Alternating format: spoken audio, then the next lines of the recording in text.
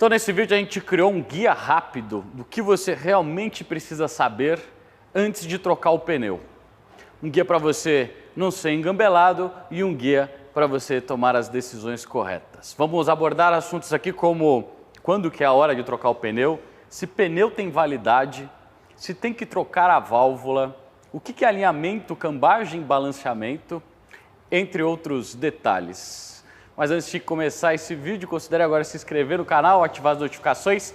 Se você é novo por aqui, gosta de conteúdos técnicos, assim como esse que a gente vai passar para você agora, e já deixa a curtida para ajudar com o crescimento do canal. Vem com a gente.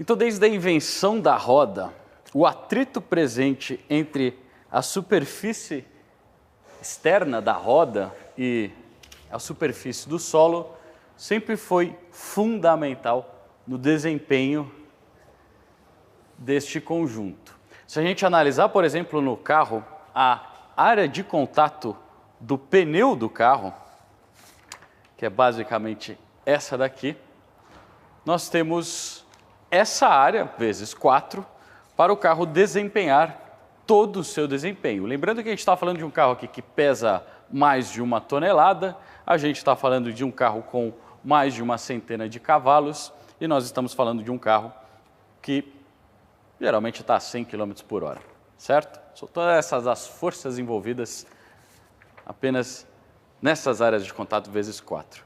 E para títulos de comparação, está aqui a área de contato do meu pé. Eu calço 40 e se você analisar, a área de contato do pneu do carro e do meu pé são as mesmas. Só que eu peso 70 quilos, consigo correr mais ou menos a 7 km por hora sobre muito esforço e sequer tenho 1 cavalo de potência. Então veja as dimensões e a magnitude dos trabalhos e a importância do pneu no desempenho do seu carro. Então vamos para a prática. Estamos aqui com a C63 da Avantgarde e ela está na hora de trocar os pneus. Quantos pneus, quais pneus, por que tem que trocar? Vamos começar com o básico. Então o primeiro motivo da troca dos seus pneus, e o mais comum, é porque eles acabaram. Então a sola do sapato gastou. Mas ao contrário do sapato, que você geralmente joga ele fora depois que a sola abriu um buraco, aqui no carro você não precisa jogar ele fora, você troca só os pneus. E como é que a gente mede a sola do sapato? É muito simples. Nós temos os pneus, eles saem de fábrica com esses sulcos e nós temos uma medida original, isso vai variar de segmento, mas vamos dizer que por volta de um pneu original, a gente está falando por volta de 8 milímetros de profundidade aqui. Depois, a troca preventiva ocorre quando o pneu vem gastando e nós temos um sulco com 3 milímetros e a troca obrigatória por lei, 1,6 milímetro. 1,6 milímetro, o pneu ainda tem a sua aparência de pneu, mas ele já não escoa água, ele está com risco de aquaplanagem maior e o seu desempenho está muito comprometido.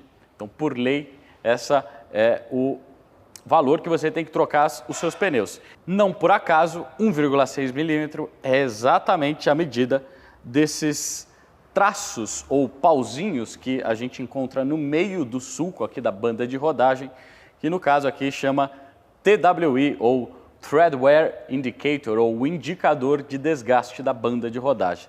Quando a banda de rodagem estiver na mesma altura dessa saliência aqui, essa saliência tem exatamente 1,6 milímetro. Mas lembrando, a troca preventiva ela começa a partir dos 3 milímetros.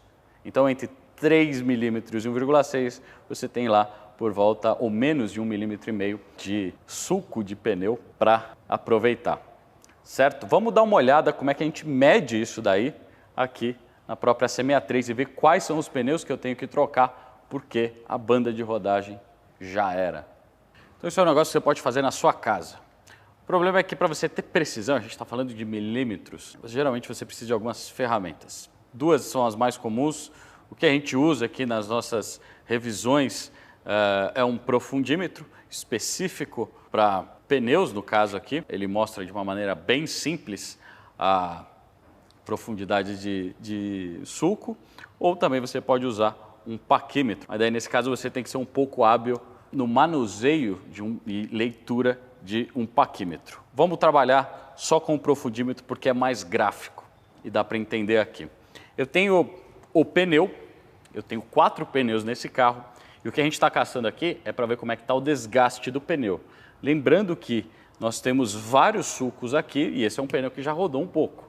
Então eu tenho diferentes profundidades. Se eu tiver um desgaste irregular desse pneu, que vai transformar ele num pneu que a gente chama de cônico, eu tenho que sempre medir o pneu no seu menor sulco. Mas aqui a gente tem que prestar atenção numa coisa, porque nós temos aparentemente 4 sulcos, 1, 2, 3, 4. Esse não é um sulco, é apenas uma virada aqui na parte do composto do pneu, a gente não vai considerar esse cara aqui. E nós temos os dois aqui, os 2 sulcos, dá para ver o TWI aqui nessa posição. E esse sulco aqui, que parece ser menor, nós temos ali ao redor do TWI uma profundidade, que seria a mesma dessa daqui. Então, para medir, a gente sempre mede pelo menor sulco. E eu vou ler todos aqui, eu tenho que ler mais de um. Então aqui 3,6 milímetros, ou seja, eu estou acima da troca preventiva até agora. Aqui virou já 2,97. Então existe um desgaste maior na parte interna do pneu do que no meio. E vamos dar uma olhada nesse daqui, 3,33. Então, se eu quiser ser mais preciso ainda, a gente faz mais algumas medições.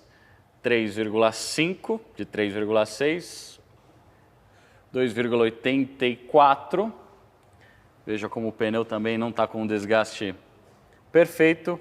Enfim, esse pneu ele precisa ser trocado preventivamente, observando só a questão do sulco. Vamos dar uma olhada nos outros rapidamente, porque a gente tem que ver os 4 pneus nessa hora de troca de pneus. 1, 2, 3. 2,9. Na parte interna também. Bom, então a conclusão que a gente tira é que nós precisamos trocar os 2 pneus da dianteira, se a gente focar na parte do sulco, preventivamente, porque a parte interna desses pneus está abaixo dos 3 milímetros. Vamos para a próxima análise que a gente deve fazer também. Então, para ver o próximo, eu prefiro tirar o pneu para falar dessa próxima parte. E a C63 possui uma calota rosqueável. A gente tira e revela os parafusos. Lembrando aqui uma coisa, não é o caso desse carro, mas se você tiver um parafuso segredo, um parafuso diferente dos outros 4 ou 5 que você tem aí, parecido com isso daqui para soltar, não utilize a pneumática. Solte eles primeiro no chão para você não quebrar o segredo. Ele não foi feito para trabalhar com a força que esses equipamentos produzem. E geralmente eles quebram. E geralmente você só descobre isso daí na outra troca de pneus, né? Quando a próxima pessoa que for mexer nas rodas descobrem que a última quebrou o parafuso segredo porque apertou ou soltou com isso daqui. Vamos falar desse outro motivo que a gente precisa trocar os pneus, porque esses são mais complicados. Bom, o segundo motivo que você vai trocar o seu pneu é porque ele sofreu algum tipo de dano, ou ele cortou, ou tem alguma coisa atravessando esse pneu. Aqui eu tenho um pneu cortado de lado, veja que é um perfil com um pneu de perfil bem baixo, a roda fica mais ou menos aqui onde está a minha mão, eu tenho só isso de perfil de pneu e eu tenho uma banda de rodagem bem larga. Ele está cortado na lateral e aqui a gente percebe a estrutura, a construção de um pneu radial, que ele é composto aqui pelo talão, que são esses cabos, aqui na verdade é um aro metálico que passa aqui ao redor e junta com a superfície da roda, que seria aqui mais ou menos a minha mão. Aí nós temos aqui a lona de corpo, que faz o formato do pneu. Ela é uma espécie de um tecido que ela passa pelo meio aqui do talão, passa por todo o pneu e dá esse formato. É essa lona que vai segurar o pneu nesse formato quando a pressão interna aqui começar a forçar esse pneu para fora. Ele vai estar apoiado, todo o peso do seu carro está basicamente apoiado aqui nessa lona de poliéster, que é um tecido mesmo. E aí depois aqui em cima, na parte onde a gente tem a banda de rodagem, depois do ombro do pneu, que é essa virada aqui, nós temos 2 malhas de aço que estão passando nesse sentido, a gente consegue pegar os cabinhos. Bom, resumidamente, A maioria dos reparos que a gente tem nesse sentido aqui na banda de rodagem, algum tipo de prego ou parafuso que atravessa aqui, é passível de fazer uma espécie de reforma que você faz. A gente não recomenda a utilização aqui do macarrão, que seria um objeto que você põe nesse sentido para dentro do pneu, e sim um reparo utilizando um plug parecido com esse. Então esse é um plug que a gente faz um reparo de dentro para fora do pneu, então significa que o pneu tem que ser desmontado, a gente retira o prego que estava lá, a gente aumenta o furo para o diâmetro desse plug aqui, e aí numa parte interna, utilizando um processo químico aqui de vulcanização, a gente faz o reparo. Esses tipos de reparo, eles conseguem ser feitos aonde há essa trama de aço da banda de rodagem. E se você perceber, no pneu radial, ela acaba junto ao ombro, então junto a essa parte aqui. Daqui para cá, nós temos apenas aquela outra lona de tecido. E perceba que os reparos nessa região, principalmente de pneus muito baixos, e lembrando que o pneu está sempre dobrando quando você faz curva, essa é uma área que o pneu ele tem movimento, ao contrário dessa daqui. Então, qualquer corte lateral que você tem aqui, você vai ter que trocar o pneu, porque a estrutura dele está comprometida. Isso aqui é uma área de risco, uma área estrutural do pneu mesmo. Vamos dar uma olhada para ver como é que estão os pneus da nossa C63. Então vamos lá. Aqui está o nosso pneu dianteiro direito da C63 e a gente percebe que esse pneu sofreu bastante. Primeiro, esse é um pneu de competição, é um pneu que a gente chama de semi-slick para uso misto em pista autódromo e rua também. Ele chega a ter os sulcos aqui e um composto misto. E ele foi muito abusado na pista. E a gente percebe nessa parte externa, onde o carro, por exemplo, em Interlagos, onde ele faz a maioria das curvas para o lado esquerdo, ou seja, curvas predominantemente no sentido anti-horário, significa que o pneu do lado direito, que é o que vai ficar mais apoiado no carro nas curvas, é o que sofreu mais. E especificamente, esse pneu sofreu aqui nessa parte externa um desprendimento da banda de rodagem. São situações bem extremas, essa parte é a parte que fica mais quente, a gente percebe a degradação da banda, principalmente nessa parte de virada de composto aqui, e a parte onde a banda simplesmente começou a derreter e se desprender, desfarelar, né? Dilacerou o pneu. Por esse motivo, a gente acaba tendo uma infiltração de água aqui naquelas bandas de aço que nós temos aqui no meio e isso começa a corroer essas bandas. Estruturalmente, esse pneu já estaria condenado por causa disso. Mas veja uma outra coisa que se esconde nesse pneu que ainda é muito mais crítica. Então aqui eu estou no lado interno do pneu e a gente percebe bem nessa parte crítica de estrutura do pneu, onde a gente tem só a lona, a gente percebe esse rasgo gigantesco que está aqui e ele vem para essa área aqui também. E existe uns fiozinhos aqui, uma espécie de tecido saindo. Esse é exatamente aquele tecido que está dando o formato aqui do pneu e estruturalmente esse tecido já rompeu. Então esse pneu ele está pronto para explodir com algum tipo de força maior que a gente vai aplicar nele, seja em velocidades, chega em curvas ou frenagens. Então, e veja como se esconde esse problema, né? Se eu fizesse só a medição interna aqui dos sulcos, a gente teria uma troca preventiva, mas se eu não olhasse o pneu por todos os ângulos, e por isso que às vezes a gente precisa de um elevador, eu não teria visto isso daqui. E isso daqui é uma potencial catástrofe esperando para acontecer. Então aqui, estruturalmente, esse pneu está condenado, por motivos óbvios. Bom, a última coisa é a parte mais polêmica, que tem a ver com o pneu ficar velho. E aí vem aquelas outras coisas. Pneu tem data de validade e garantia. Esses são assuntos que são mais complicados de analisar. O pneu ele é feito de borracha e com o tempo ele está sujeito a uma coisa que a gente chama de oxidação por ozônio, ou seja, o ozônio presente na atmosfera entra em contato com o pneu, assim como outros químicos também podem acontecer durante a rodagem e a manutenção, aquele pretinho que você fica passando aqui no pneu, por exemplo, né? Ele pode atacar a borracha e com o tempo, né, o ozônio e outros químicos acabam modificando a estrutura da borracha. O sinal mais comum de pneu velho é aquele pneu que está muito duro, é um pneu que começa a roncar, é um pneu que você começa a perceber algumas estrias, algumas microfissuras que vão aparecendo todo ao redor da banda, principalmente nessas partes externas aqui que ficam mais expostas ao sol também. E o pneu ele começa a perder a sua aderência, né? Esses são sinais de pneu velho. Pneu não tem data de validade, ele é um item de validade indeterminada, ok?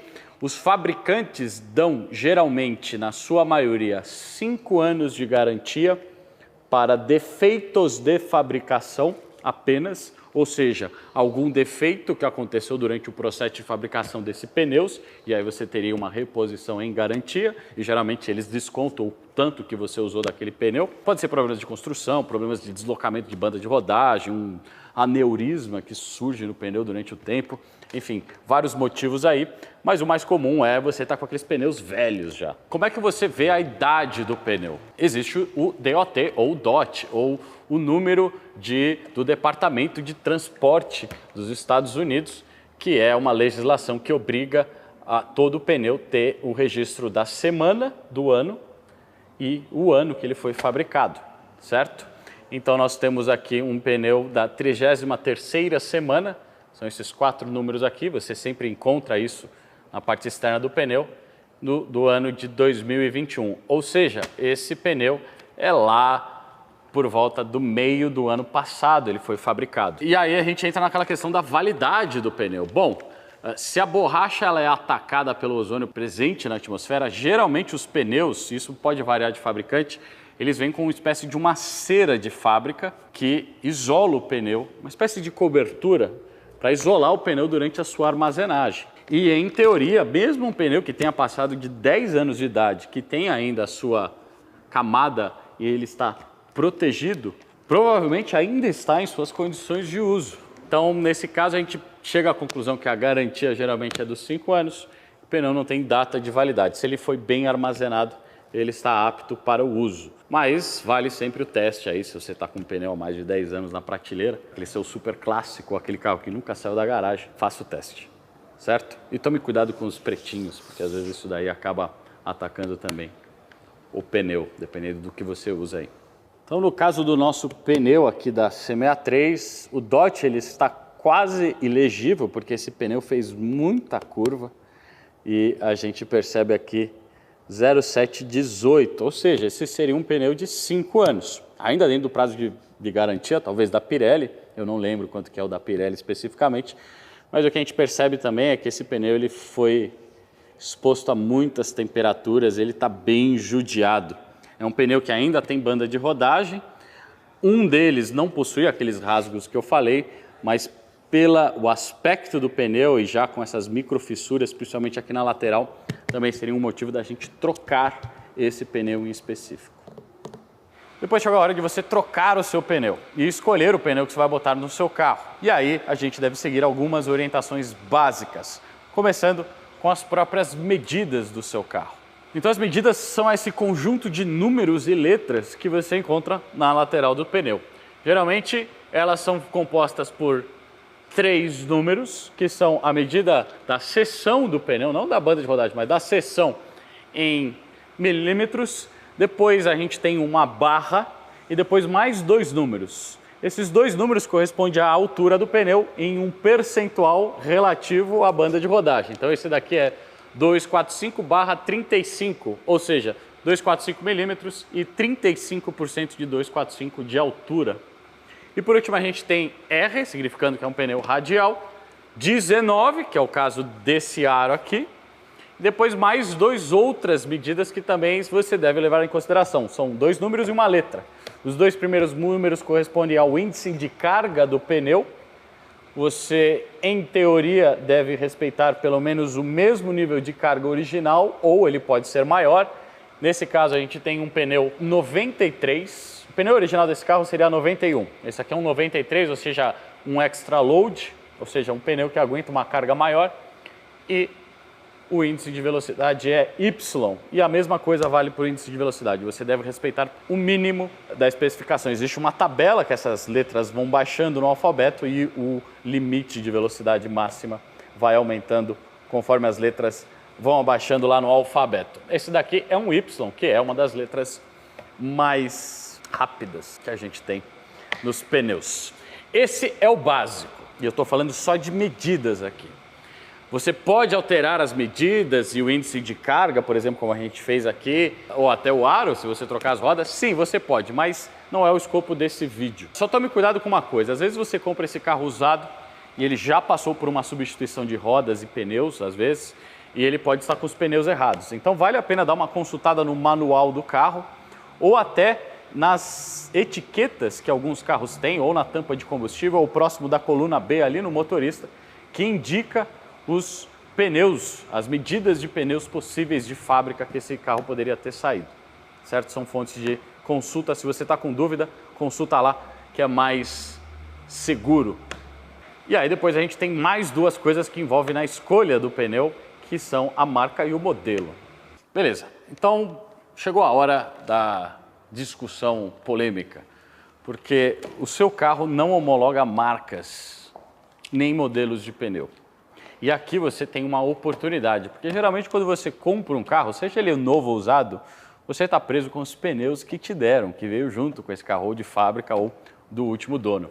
E muitas vezes existem pneus melhores do que aqueles que vieram no seu carro, e quando você está nessa hora de trocar os seus pneus, você pode trocar por um pneu com uma tecnologia, um modelo melhor, que vai dar um desempenho melhor para o seu carro. Ele pode ser um pneu que dure mais, pode ser um pneu que agarra ou faça curvas melhores, ou que tenha uma aderência melhor em frenagem no piso molhado, etc. Várias variáveis. E os pneus, eles vão se diferenciando entre si. Então não é porque o seu carro saiu com uma marca específica, por exemplo, um Continental, que é o caso desse aqui, ou um Pirelli, que você só pode usar Pirelli ou Continental. Não, existem coisas melhores, mais adequadas ao seu perfil de orçamento, de uso e de expectativa de desempenho. Então não se prenda a isso. O objetivo desse vídeo aqui é te dar informação para você fazer escolhas inteligentes. E fazer uma escolha de marca só porque o carro saiu com esse pneu originalmente não é uma escolha inteligente. Então, recapitulando, na hora de comprar o seu pneu, várias variáveis para você levar em consideração. As medidas, os índices, a marca e o modelo que você vai querer na hora. E são muitas opções, o investimento ele é considerável e você tem que fazer uma escolha inteligente.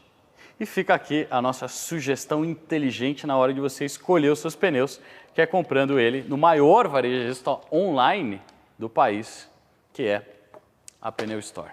Eu vou mostrar para vocês como é que eu comprei esse pneu lá no próprio site deles. Então vamos lá, a gente está procurando um 245-35-19 com o mínimo de 91 e o mínimo de índice W. Eu estou aqui no site da pneustore.com.br, existem várias formas da gente escolher e eu vou direto para as medidas, mas existem outras formas, eu posso procurar por veículo ou até pela placa.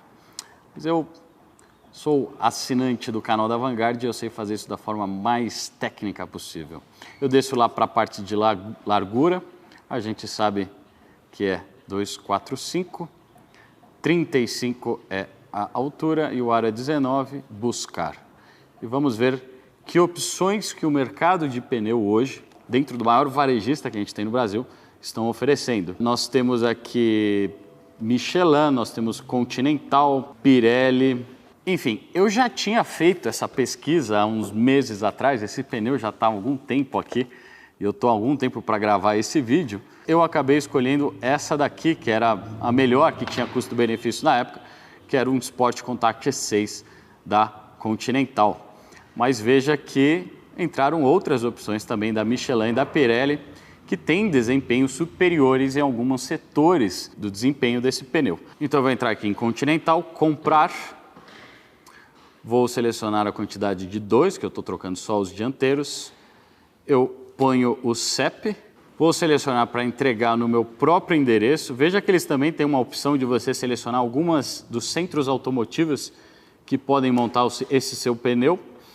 No caso, a Vanguard não está listada aqui, mas você pode trazer, mandar entregar os seus pneus na sua casa e mandar eles montarem aqui. É só ligar e agendar o seu serviço. Vou deixar os dados para contato aqui na Lower.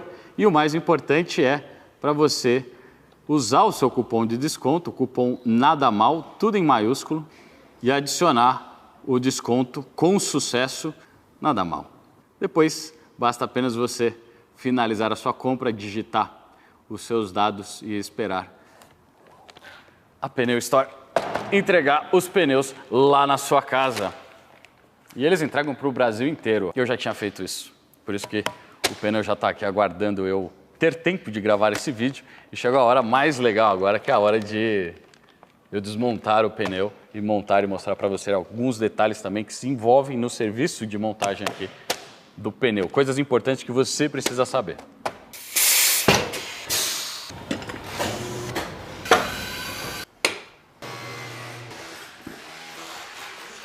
Bom, removido o pneu, a gente consegue inspecionar a parte interna do pneu, que é coisa que a gente não consegue ver de fora. E a gente tem que tomar cuidado, às vezes, quando o pneu roda vazio. Externamente, geralmente você tem umas marcas e estrias aqui, e a gente pode ter pela parte interna, a parte do butil, que é responsável por manter o ar. A primeira camada dessa parte interna faz essa função de manter o ar aqui dentro.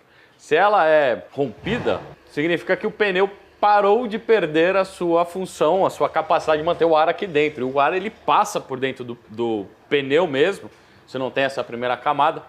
E esse é um dos motivos de você ter que trocar pneu quando você rodou vazio e afetou a parte interna aqui. Bom, a gente tinha aquele prego aqui, o prego não atravessou, por isso que esse pneu não estava perdendo pressão. Mas lembrando que esse daqui, a gente estava com esse rasgo. Dá para ver a lona lá por dentro. Enfim, vamos ter que trocar. Outra coisa que você deve prestar atenção na hora de desmontagem do pneu é no caso dos carros que tem o TPMS, ou a válvula de controle de pressão e temperatura aqui da roda. Você precisa destalonar, você precisa tirar o talão do pneu aqui dessa parte onde ele é unido com a roda, né? Essa é a área de união do pneu com a roda. E o equipamento ele vem aqui e destalona, e às vezes ele pode chegar e pegar aqui. Eu já quebrei válvula assim, muito tempo atrás, foi mais de 10 anos isso, quando eu estava aprendendo, né? Eu aprendi da melhor maneira possível, então tem que tomar cuidado. Eu cheguei e já marquei aqui o local da válvula, para quando eu estava lá destalonando. Outra coisa que você deve fazer nesta hora, quando o pneu está separado da roda, é você inspecionar a roda por avarias e também aproveitar para fazer a substituição da válvula. Esse é um pneu que custa mais de R$2.000. Essa válvula custa 0, alguma coisa desses R$1.000 aí, mas ela faz parte do conjunto, é ela que também mantém a pressão. E ela é também feita de borracha, ela também está sujeita à oxidação interna do componente da válvula, que é essa pecinha super fina, que é a válvula Schrader. E aí você pode perder um pneu novo por causa de uma válvula velha. Então, troque a válvula sempre que você trocar o pneu. Pneu novo, válvula nova. Beleza? Essa daqui, no caso, é uma válvula de metal. Então, a gente não vai substituir, porque a gente tem lá o sensorzinho, o piezoelétrico e o radiotransmissor. Vem a informação lá para o módulo de TPMS do carro. E aqui a gente não precisa trocar nesse caso. Mas se você tiver uma válvula assim, troque, ó. Outra coisa que vale a pena falar: quando você compra o pneu, ele vem com essas etiquetas agora, obrigatórias por lei, que indica a performance do pneu em 3 situações apenas. Consumo de combustível, e aqui nesse caso a gente tem uma classificação E. Isso tem a ver com a resistência ao rolamento do pneu. Se o pneu ele tem uma resistência à rolagem alta ou baixa. Quanto mais alta, menor esse índice, mais combustível ele vai consumir. Depois aqui a gente tem desempenho em piso molhado, se não me engano esse daqui é frenagem. E o pneu ele pode variar, ele pode frear muito bem em pisos molhados ou não tão bem em seco, ou tem uma performance boa no seco ou não no molhado. Isso só dá para testar em pista. Você mede na mesma pista com várias passadas, né? Quantos metros demorou para o carro parar 3 vezes consecutivas, por exemplo. Mas tem outras coisas do desempenho desse pneu que não entram aqui. Eles simplesmente escolheram 3 coisas. Essa terceira é o nível de ruído que ele causa quando novo. Porque depois que ele ficar velho, isso aqui muda tudo. A borracha muda de composição, que nem eu já falei. E aí aqui a gente tem uma diferença grande daqueles pneus de baixo custo para os pneus de primeira linha. Geralmente os de baixo custo não são muito bons nessas notas, né? Alguns compromissos são assumidos quando você baixa o custo do pneu. Vamos fazer a montagem? Pasta de montagem. Existem dois tipos. A maioria do pessoal utiliza vaselina, mas existe também uma pasta de montagem de origem orgânica e natural. E isso, em teoria, atacaria menos a superfície aqui do pneu.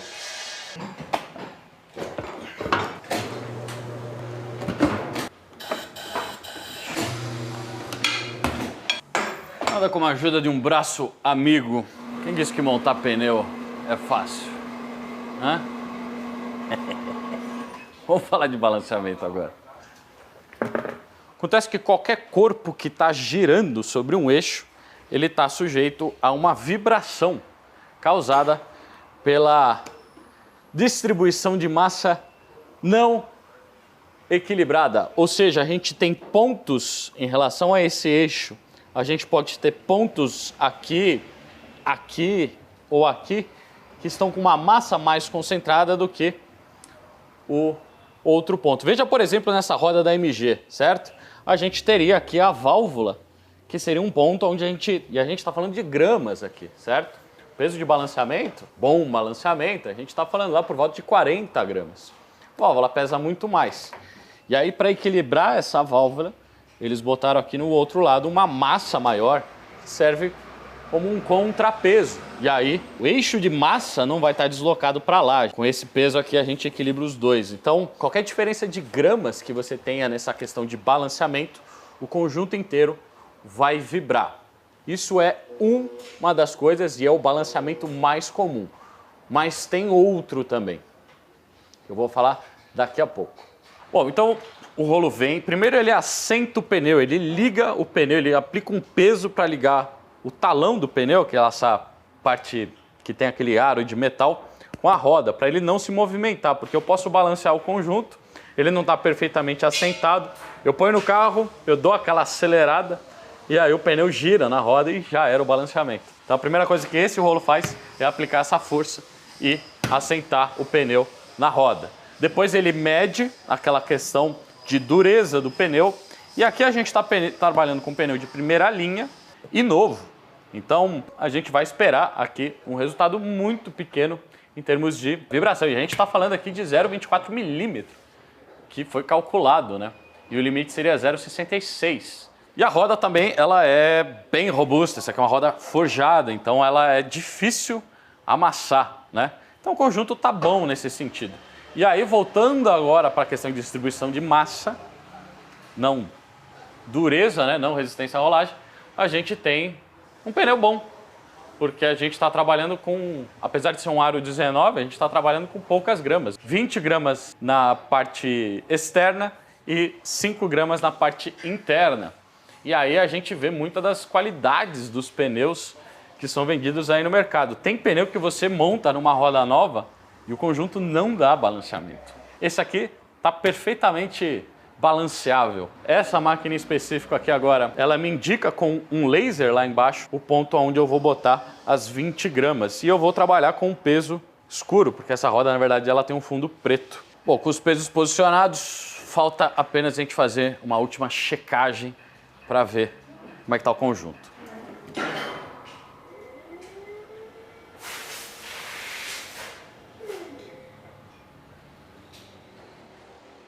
Bom, agora vamos falar sobre como fixar a roda no carro, porque a gente precisa falar disso, porque é incrível como isso é um assunto polêmico, apesar de ser algo muito simples. Mas vamos resumir.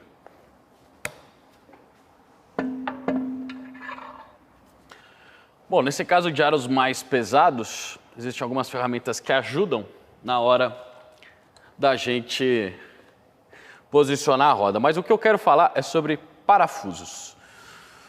Parafuso de roda é basicamente uma mola e você tem que pressionar ela para você ter o conjunto fixo, para a roda não cair quando você está fazendo aquela curva, sei lá quantos por hora lá em Interlagos, mas ao mesmo tempo você não pode exceder as especificações dessa mola, né?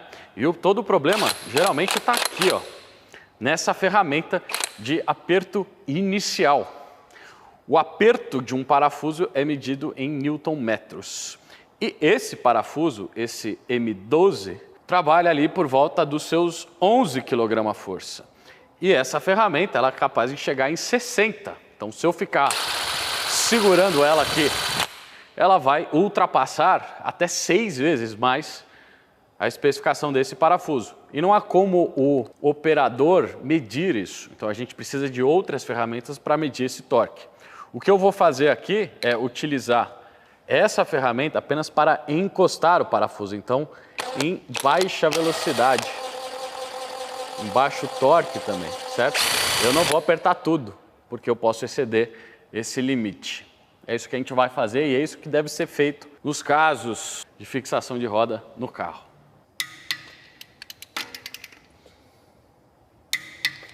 Então é no final do estalo que a gente chega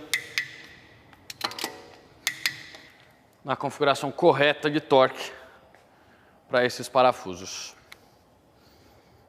Está apertado, não vai soltar e se eu precisar soltar na rua, isso também vai sair facilmente. Ok, só que eu pulei uma etapa do processo aqui. Porque antes de eu montar a roda no carro e tirar ele do elevador, para ir para a última etapa do serviço, que é o alinhamento, na verdade a gente precisa, antes de fazer o alinhamento, ou ser possível fazer o alinhamento do carro, a gente precisa fazer uma conferência de como que está a situação da suspensão do carro, principalmente perto dos componentes de ligação, os braços de suspensão, as buchas, os pivôs e todos os componentes que compõem essa suspensão. Se a gente tiver algum tipo de folga no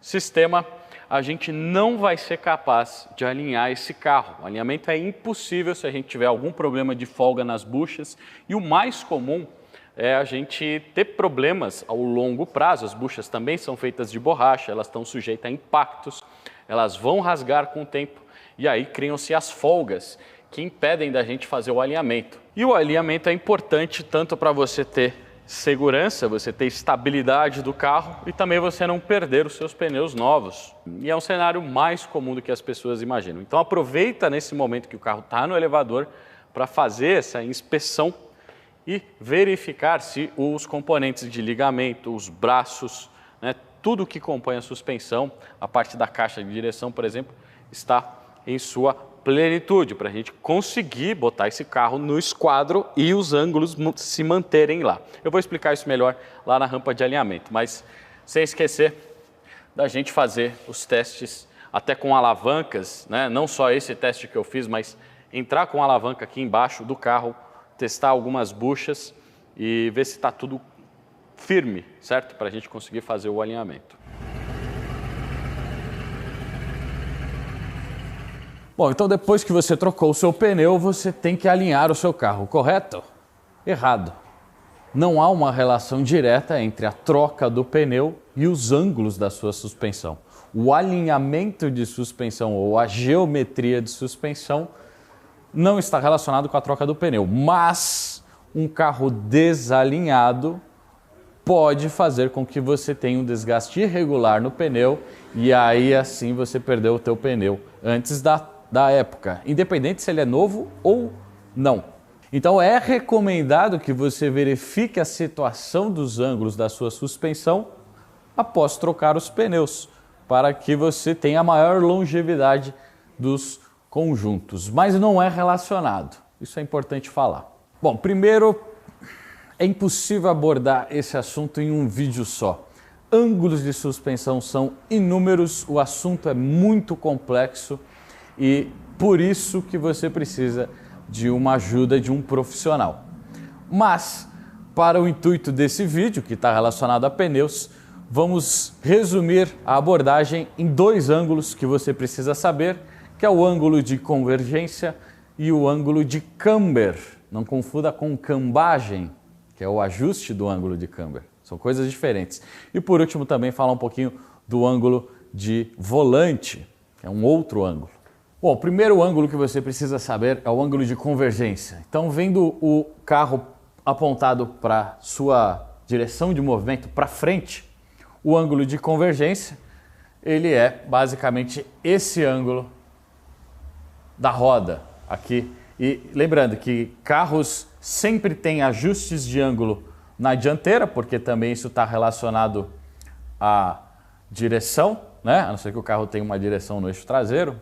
Mas nem todos os carros têm ajuste de convergência traseiro. Isso é mais comum em carros de tração 4x4 ou de tração traseira. Mas alguns carros de tração dianteira também têm ajustes. Então cada carro tem o seu ajuste. Bom, já fica óbvio qual que é a influência do ângulo de convergência no ângulo de impulso do carro, na tendência direcional desse carro. Se a gente tiver um ângulo muito fechado das duas rodas, o carro costuma ter uma direção um pouco instável, e se a gente tem o ângulo para fora, é o contrário. Na verdade, o carro tem uma direção muito ligeira, muito arisca, e por isso que você precisa sempre regular esses ângulos para o projeto de suspensão do seu carro. Mas o importante dizer é que se você tiver um ângulo de convergência incorreto, a tendência de desgaste do pneu está sempre relacionado para a parte que está apontada contra o movimento do carro. Ou seja, se esse carro está andando para frente e o ângulo estiver positivo para dentro do carro,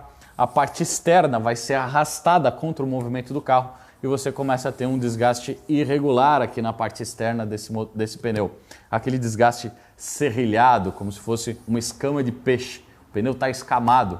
Geralmente é por causa desse ângulo que está errado. E o mesmo para fora, se ele estiver muito para fora, essa convergência negativa, você vai ter esse desgaste serrilhado mais na parte interna do pneu. O outro ângulo que a gente precisa falar da geometria de suspensão é o ângulo de camber. As pessoas chamam geralmente isso aqui de cambagem, mas cambagem é o ato de ajuste do ângulo de camber, que é basicamente este ângulo aqui, nesse eixo.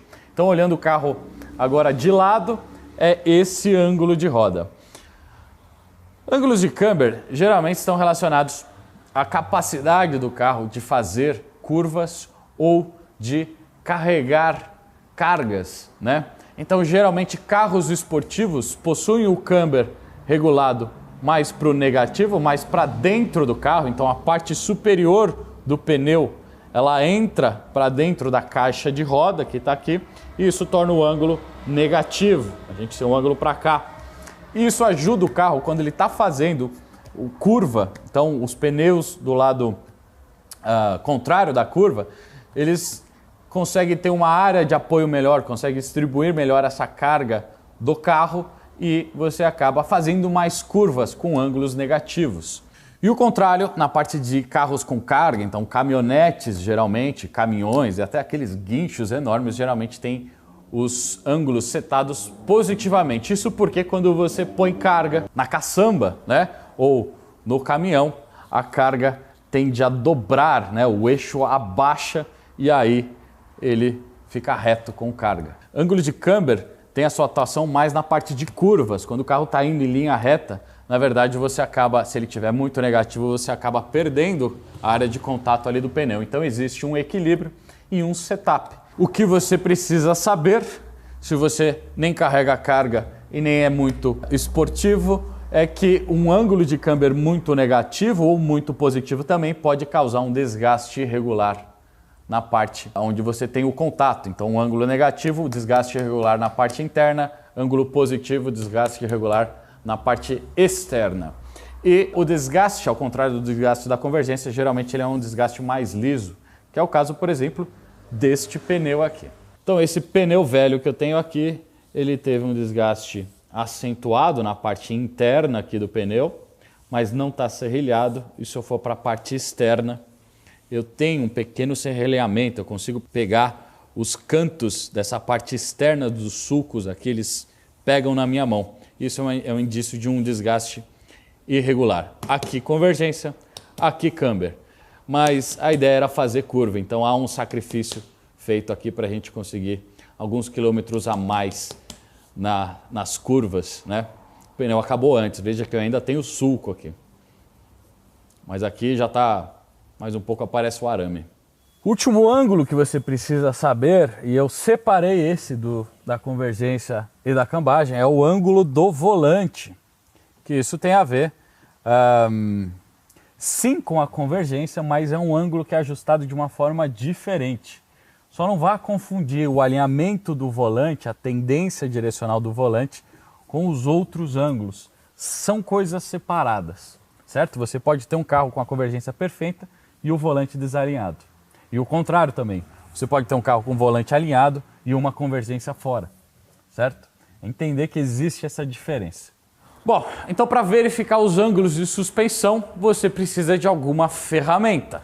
Aqui na Vanguard, nós utilizamos a Hunter, essa máquina de alinhamento 3D, que utiliza essas câmeras e aqueles alvos para fazer a leitura dos ângulos de suspensão. Mas máquinas 3D não são a única ferramenta que podem lhe dar ângulos de suspensão. Você pode usar barbantes e até um nível de pedreiro para pegar esses ângulos. No final, é tudo ângulo. Mas é claro que uma máquina 3D, principalmente essa daqui, ajuda muito e facilita muito o processo. Então, vamos dar uma lida aqui nos ângulos em tempo real. Bom, aqui eu consigo ver em tempo real os ajustes desse carro, os ângulos que eu falei. Eu posso focar só na parte da traseira. Então aqui na traseira eu tenho os dois ângulos de câmbio de cada uma das rodas e os dois ângulos de convergência. E lembrando que ângulos a gente trabalha aqui em precisão de minuto de grau. Ou seja, eu pego 1 grau, dos 90 eu pego 1, do 1 eu divido em 60, aí eu tenho 60 minutos. E essa máquina, na verdade, tem a precisão em segundos. Então eu pego um desses minutos, eu vou ter, dividido por 60, eu vou ter 1 segundo. E 10 minutos é o suficiente para você ter um carro desalinhado, você ter um desgaste irregular. Então veja a precisão que você precisa trabalhar nessa questão de ângulos. Isso vale para qualquer carro, ok? Especificamente aqui, eu percebo que o ângulo dessa Mercedes, que a nossa aqui, ela trabalha com os ângulos de câmbio bem negativos. Na verdade, eu estou um pouco além das medidas de fábrica aqui, porque a gente utiliza esse carro de um jeito um pouco mais intenso às vezes. O que a fábrica consideraria algo ideal na parte de câmbio desse carro na traseira é algo lá por torno dos 2 graus e 10, 16 minutos mais ou menos, né? E a gente já está encostando lá no 2,20. Então eu já estou trabalhando no limite de ajuste que a Mercedes consideraria como ideal. Mas para a gente isso aqui é o ideal, né? Existe o ajuste de fábrica, que é o que a maioria das pessoas vai seguir, e existe o ajuste, seu ajuste. Sim, eu estou tendo um desgaste irregular aqui, acentuado na parte interna dos meus pneus traseiros e dianteiros também. Porque na dianteira, se eu dar uma olhada nos mesmos ângulos, eu percebo aqui o câmbio encostado lá no limite. Por isso que aqui a gente já tem o valor em vermelho, uma indicação para o técnico que está fora da especificação de fábrica. Não vamos mexer nisso. Então esse carro ele foi alinhado há uns 2 meses atrás, há mais ou menos uns 2.500 quilômetros. Eu fiz algumas viagens com esse carro desde então e perceba que ele já perdeu os ajustes que eu fiz há pouco tempo. Na verdade, ajustes de ângulos de suspensão podem sair daqui a 100 metros. Se eu sair ali, pegar um belo buraco ou estacionar o carro e encostar na guia, né? Todas essas forças acabam tirando essa configuração que a gente faz aqui na mesa. Então por isso que alinhamento é uma coisa que você tem que verificar com frequência. Aliás, com muito mais frequência do que as trocas de pneus. Geralmente o que a gente recomenda aqui é toda revisão, troca de óleo. A gente pelo menos põe o carro na rampa para ver se tem algo muito fora, para você ter a maior longevidade dos pneus. Nem todos os carros possuem a possibilidade de você ajustar os ângulos de suspensão simplesmente virando um parafuso. Cada carro tem o seu projeto e muitos projetos não há como, por exemplo, acertar o ângulo de câmbio traseiro sem trocar componentes, por exemplo. Existe também aí a polêmica do esticador hidráulico ou ciborgue que as pessoas utilizam, principalmente em carro de tração dianteira. Não é o caso desse carro aqui, porque tem uma suspensão duplo A, mas carros com suspensão McPherson, geralmente, quando tem um ângulo de câmbio muito acentuado, isso porque, com o tempo, a tendência mesmo é o carro dar aquela agachada, né? É meio polêmico, né, a utilização de ciborgue para fazer o ajuste, desempenar a peça, que com o tempo começou a envergar, né? A tua torre de amortecedor, a tua manga de eixo, né? Então, por isso que você sempre precisa de profissional qualificado para saber o que está fazendo e fazer os ajustes que são necessários e da forma correta. Muito cuidado aí nessa parte de ciborgues, dá para usar, mas são em casos bem específicos. Aqui, uma simples regulagem ali nos terminais de direção já vão corrigir o meu problema de convergência. Todo carro tem ajuste de convergência, desde que ele tenha volante. Poucos ajustes aqui, mas o suficiente para a gente ter uma intervenção e fazer o negócio acontecer. Então é isso, senhores. Falamos um pouco sobre pneus, um pouco não, falamos bastante aqui sobre pneus e dos serviços que geralmente vêm associados com uma troca de pneu, principalmente a parte de balanceamento, a parte de montagem e também agora a parte de geometria de suspensão ou o vulgo alinhamento. Espero que vocês tenham entendido um pouco mais sobre todas as variáveis que envolvem uma simples troca de pneu e que você tenha agora poder de decisão pessoal, você poder fazer as suas próprias escolhas quando chegar essa hora. E é claro que não esquece de utilizar lá o cupom NADAMAL no site da pneustore.com.br na hora de você escolher aqueles pneus. Esse vídeo fica por aqui. Eu sou o Guilherme e esta é a Vanguard.